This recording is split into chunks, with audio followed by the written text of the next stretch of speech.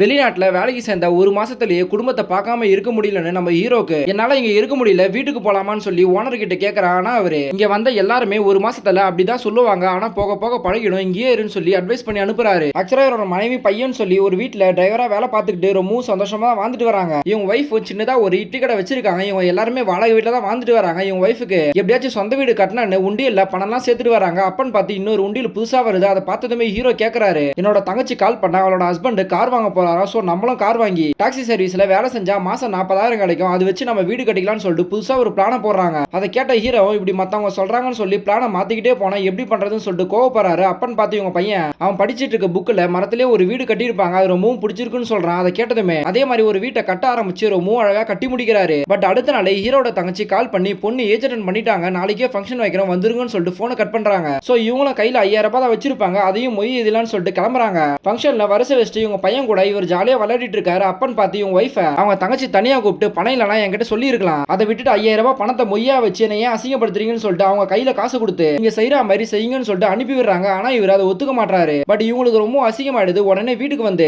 கோவிலுக்கு வீடு கட்ட கார் வாங்கன்னு சொல்லி உண்டியில சேர்த்து வச்சிருந்தேன் எல்லா பணத்தையும் உடைச்சு போட்டு எடுத்துட்டு வந்து போட்டு இருந்த தாலியும் வித்து பணத்தை கொண்டு வந்து கொடுக்குறாங்க. அதை பார்த்து தங்கச்சி புருஷன் பணத்தை வச்சுக்கிட்டு தான் 5,000 ரூபாய் மொய் வச்சிங்களான்னு சொல்லிட்டு கேவலமா பேசி அனுப்பி விட்டுறாரு. ஆனா ஹீரோ வீட்டுக்கு வந்து பார்த்ததுமே தான் உண்டியில உடைச்சதும் தாலியை வித்ததும் தெரிய வருது. அவளுக்கு நான் கல்யாணம் பண்ணி வச்ச கடனையே நான் இந்த விஷயம் தான் முடிச்சேன், அது கூட தெரியாம இப்ப கூட நீ செஞ்சதுக்கு கேவலமா தான் பேசி அனுப்பினா, இவங்களுக்கு முன்னாடிலாம் நம்ம எதுக்கு கடன் வாங்கி கஷ்டப்படணும், நம்ம கிட்ட என்ன இருக்கோ அது மட்டும் செஞ்சா போதான்னு சொல்லிட்டு ஒய்ஃபை திட்டுறாரு.